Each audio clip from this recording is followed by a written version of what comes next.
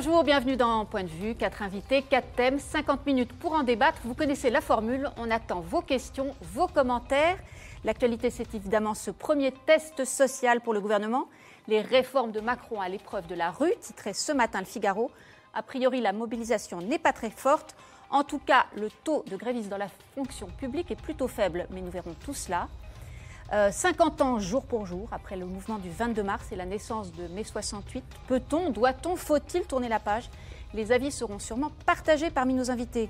Nous parlerons aussi de la contre-attaque de Nicolas Sarkozy après sa mise en examen dans l'enquête sur le financement de sa campagne en 2007. Pour sa défense, le texte a été publié par Le Figaro. L'ancien président parle de calomnie, accuse le clan Kadhafi de vengeance. Il lance l'offensive médiatique et sera ce soir aux 20h de TF1. Enfin, les malheurs de Facebook sont au sommaire et le mea culpa de son patron, Mark Zuckerberg. Pas évident que cela soit suffisant pour faire remonter la cote du réseau social. Bonjour Carole Barjon, merci d'être avec nous. Vous êtes chef du service politique de l'Obs. Obs qui fait cette semaine sa couverture sur l'immobilier et une enquête sur la PME Mélenchon, comme vous l'intitulez. Oui, parce qu'il y a chez Mélenchon une petite PME. Oui, exactement. Et donc et quelques auto-entrepreneurs. Voilà. Donc on s'est intéressé à la petite PME en faisant une enquête, reportage. Voilà. Bon, vous nous parlerez de tout cela. Olivier Duhamel, bonjour. Vous êtes politologue, juriste, président de la Fondation nationale des sciences politiques, animateur de l'indispensable toujours émission Mediapolis le samedi matin sur Europe 1, où vous receviez d'ailleurs samedi dernier notre confrère Vincent Trémollet de Villers. J'adore le recevoir à Mediapolis, oui. Eh bien, et c'était voilà. Et vous êtes aussi toujours l'auteur de Macron et en même temps, publié l'an dernier avec Laurent Bigorne et Alice Baudry. Vous en préparez un autre pour bientôt. Ah, vous pouvez nous révéler un petit dictionnaire dans une collection de petits livres à 3 €. Les mots de Macron, 500 citations et un peu d'introduction. Un abécédaire. Voilà. Gaël Siman, bonjour. Bonjour. Président et cofondateur de l'Institut Odoxa. Odoxa qui fournit chaque vendredi au Figaro une étude sur l'état de l'opinion. Demain, ce sera sur l'impact de la mobilisation aujourd'hui. Mais on va en parler dès aujourd'hui. Surtout qu'on avait un sondage qu'on a réalisé avec l'Obs et Carole Barjon. On travaille avec tout le monde. On travaille essentiellement avec le Figaro, bien sûr, mais parfois on commet quelques infidélités au Figaro. Et en l'occurrence, la perception des Français et des salariés du secteur public sur le mouvement d'aujourd'hui. Eh ben, voilà. Et bonsoir Alexis Brézé, bonsoir Marie-Amélie, directeur des rédactions du Figaro. La une du Figaro demain, je ne vais pas me tromper ce coup-ci parce que la semaine dernière, c'était divisé, les syndicats peinent à mobiliser. C'est ce que j'ai vu avant de parler. Alors on attend d'être absolument sûr de la mobilisation, mais enfin il y aura quelque chose sur la division des syndicats, parce que c'est évidemment le pari du gouvernement, et c'est un fait avéré. Sur la question de l'ampleur de la mobilisation, on se laisse quand même jusqu'à ce soir pour être absolument sûr.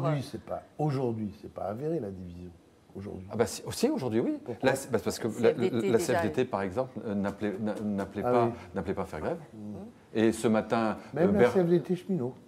Alors, je ne sais pas, la CFDT cheminot... La CFDT fonction publique, c'est sûr que non. Mais et ce matin, Berger était tout à fait sur une ligne de... Il faut d'abord qu'on commence par parler. Pour les cheminots... Ne dévoilez pas tout, Alexis, parce qu'on va l'écouter, Laurent Berger. Alors, si après... On est pressé de se contredire.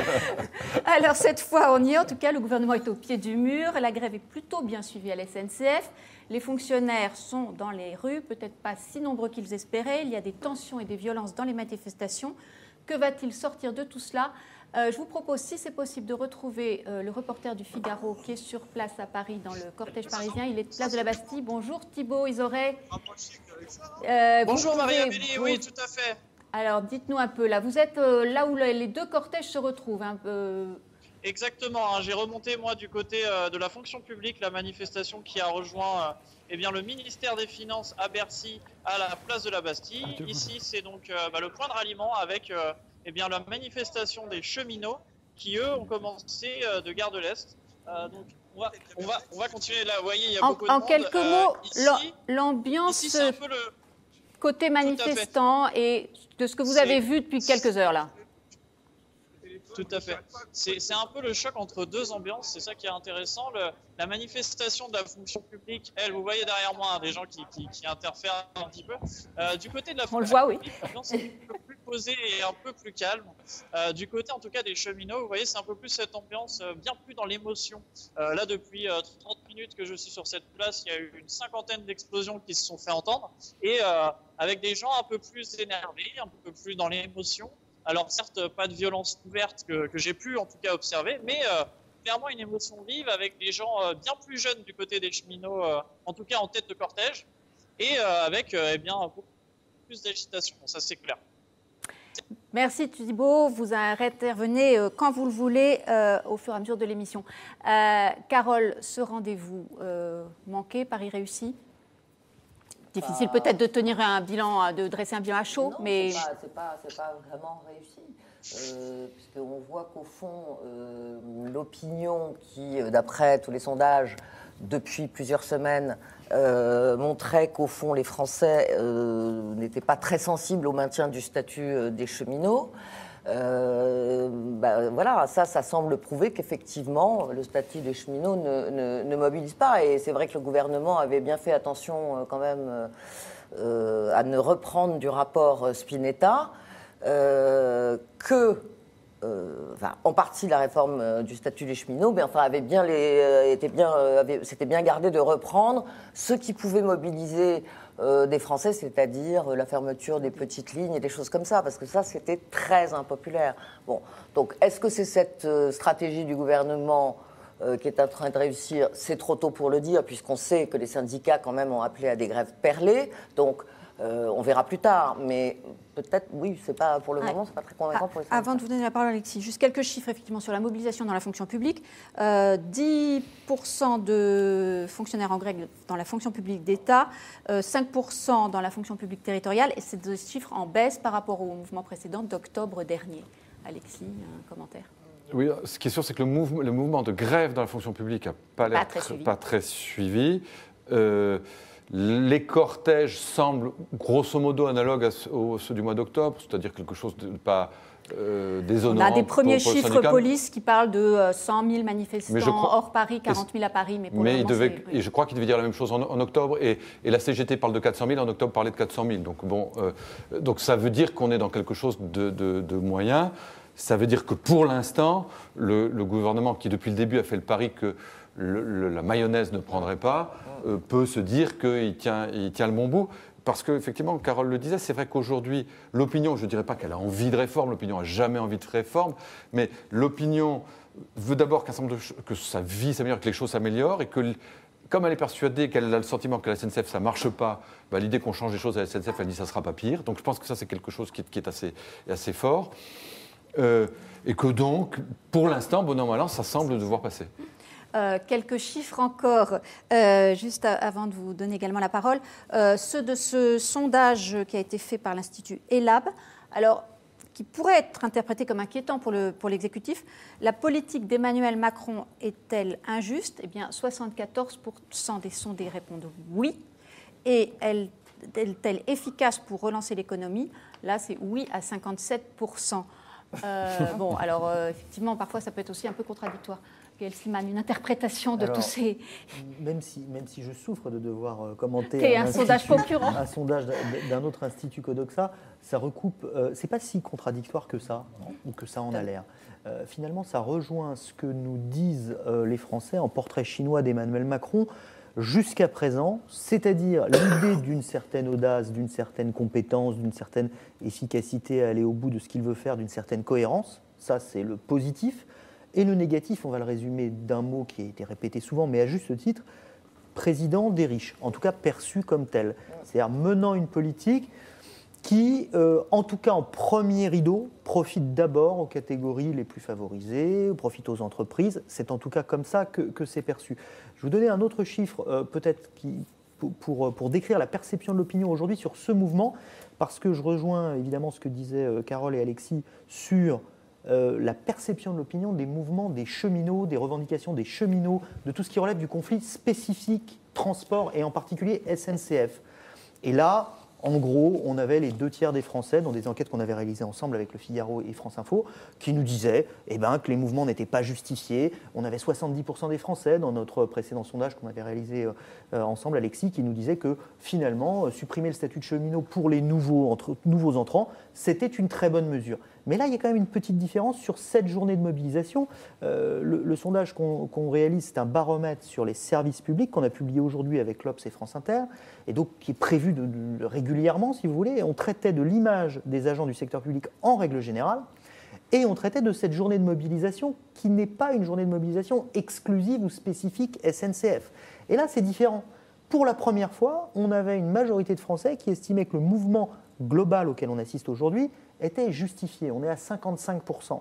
Donc on n'est pas sur les chiffres habituels quand on interroge sur SNCF et cheminots. Et d'une certaine manière, c'est presque plus inquiétant pour les syndicats parce que, vous l'avez dit, le mouvement, il peut se dissocier entre les types de syndicats, mais aussi selon les secteurs.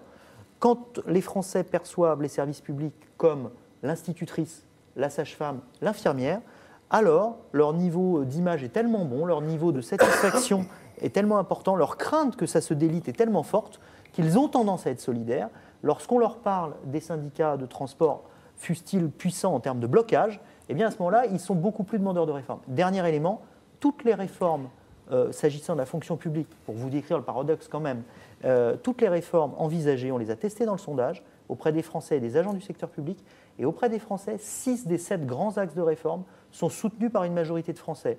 Donc toute la difficulté pour Emmanuel Macron, c'est poursuivre les réformes, parce qu'un Emmanuel Macron qui ne réformerait pas, ça n'a pas grand sens, mais en même temps savoir jusqu'où aller trop loin, parce que s'agissant du secteur public en règle générale, les Français sont soucieux qu'ils ne se délitent pas. Dans cette bataille de la popularité, concurrence, Olivier Duhamel, qui marque des points. Il n'y a rien de contradictoire déjà. Il n'y a rien de contradictoire. Et d'ailleurs, vous feriez un sondage en Chine et vous demandiez si la politique de Xi Jinping est injuste, on vous répondrait oui, puisqu'il y a un nombre de milliardaires invraisemblable. Et est-ce qu'elle est efficace? On vous répondre oui, parce qu'il y a des centaines de millions de paysans qui sont sortis de la pauvreté. Donc on peut absolument en même temps trouver qu'une politique est injuste parce qu'elle favorise plus les plus favorisés, mais que néanmoins elle est efficace. Il n'y a pas de contradiction. Et si vous pensez ça, et qu'on admet que ce n'est pas contradictoire, alors c'est normal de soutenir les réformes parce qu'elles sont efficaces, mais néanmoins de trouver que les protestations sont justifiées parce que les gens en prennent un peu dans la figure. Donc, et j'ajouterais même qu'on peut trouver qu'une politique est injuste et ne pas soutenir, par exemple, les cheminots, parce qu'on considère qu'un certain nombre d'avantages acquis des cheminots sont injustes. C'est-à-dire que quand on demande aux gens, est-ce que le régime spécial des retraites, il faut le supprimer ? Les gens disent oui, il faut le retirer parce que moi, je ne l'ai pas. Ouais. Donc la revendication de justice ne vaut pas forcément revendication de soutien, notamment aux cheminots. De toute façon, n'importe quelle question, si vous mettez spécial, justifié, la réponse est non. Hein. Sans faire injure à Gaël Slimane, on conclut que les sondages en ce moment, c'est quand même un petit peu acrobatique. Non, parce que... Mais non, puisqu'on vous dit, vous êtes gonflé, on dit c'est pas contradictoire. Non, mais parce que, Olivier, vous n'avez pas convaincu Marie-Amélie, mais oui, moi, non, mais évidemment... le but n'est pas de me convaincre. Moi, je suis convaincu parce que Olivier, parce que je disais auparavant, c'est-à-dire qu'il n'y a pas il peut y avoir des contradictions parfois. Là, c'est pas une contradiction. C'est simplement cette idée, quand même... Nicolas Sarkozy, pendant longtemps, quand il était président de la République, avait lui aussi cette image d'une certaine audace, d'une certaine efficacité, d'une cohérence dans ce qu'il faisait, mais du président des riches. Le moment où ça bascule durement pour lui, c'est quand on se dit que non seulement on a un président des riches, mais qu'en plus ça ne donne rien. Donc toute la difficulté pour Emmanuel Macron, c'est ça. Et donc il doit poursuivre les réformes du pur point de vue de l'opinion publique. Je dis ça, il doit poursuivre. surtout obtenir des résultats. Et ça, ce sera, ça, ce sera à plus moyen terme. Mais oui, vous avez raison. Olivier Duhamel, et puis ça n'ira plus. Aucun d'entre nous, malgré tous nos désaccords, et fort heureusement que nous en avons, aucun d'entre nous ne vous dirait que la politique suivie par Emmanuel Macron depuis son élection est juste. Aucun d'entre nous ne dirait ça. On écoute deux responsables, l'un syndical, Laurent Berger, pour la CFDT, et qui dit, lui, alors il le dit auparavant, avant l'extrait qu'on va choisir, il dit « La convergence des luttes, ça n'a jamais servi finalement les intérêts des salariés.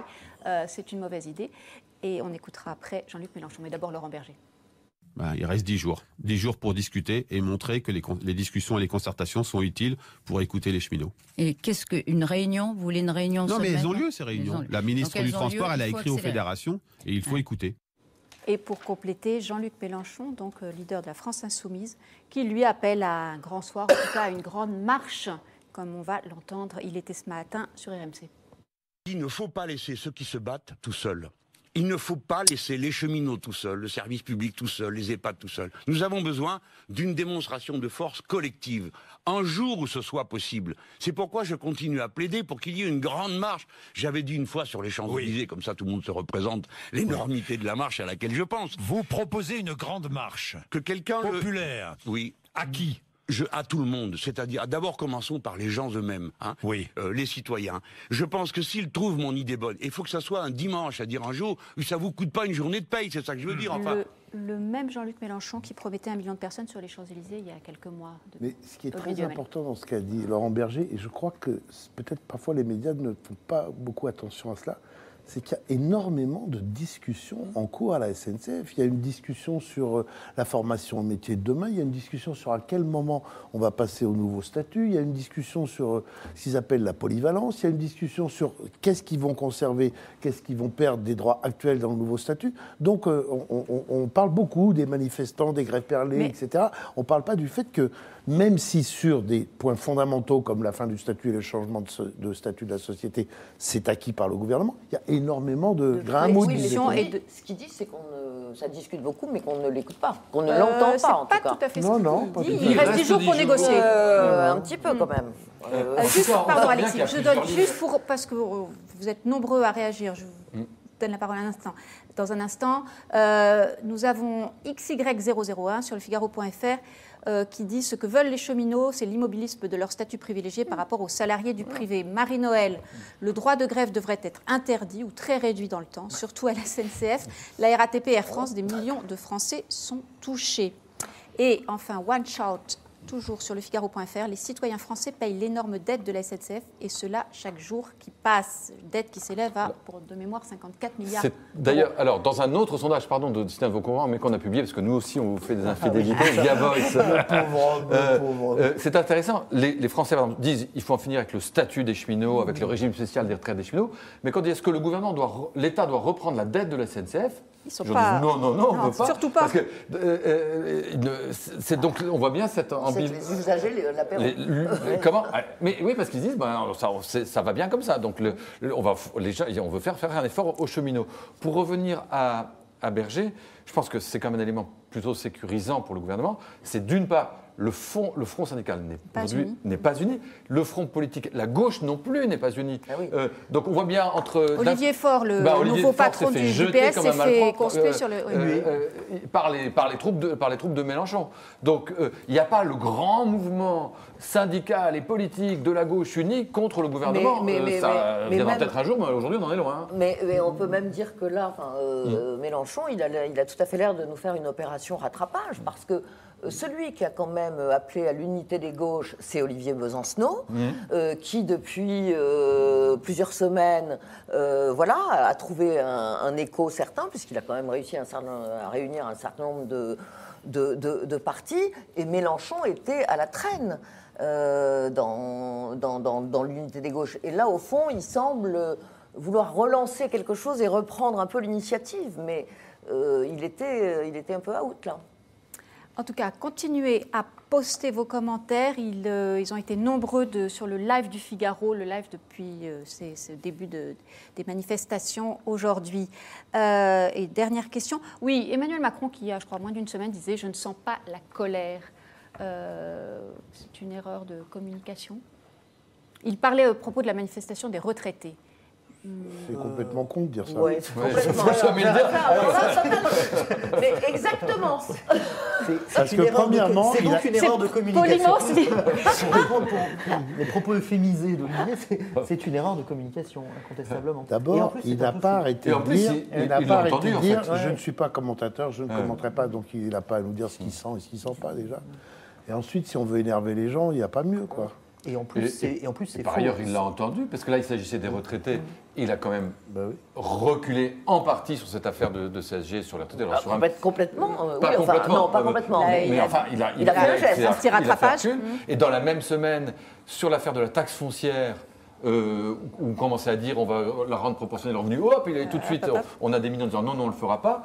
Et troisième sujet, toujours fiscal. Le quotient familial. Le quotient familial. À peine avait-on dit qu'on va aller toucher, un député a-t-il dit il faut qu'on touche au quotient familial, et sans doute il n'était pas parti.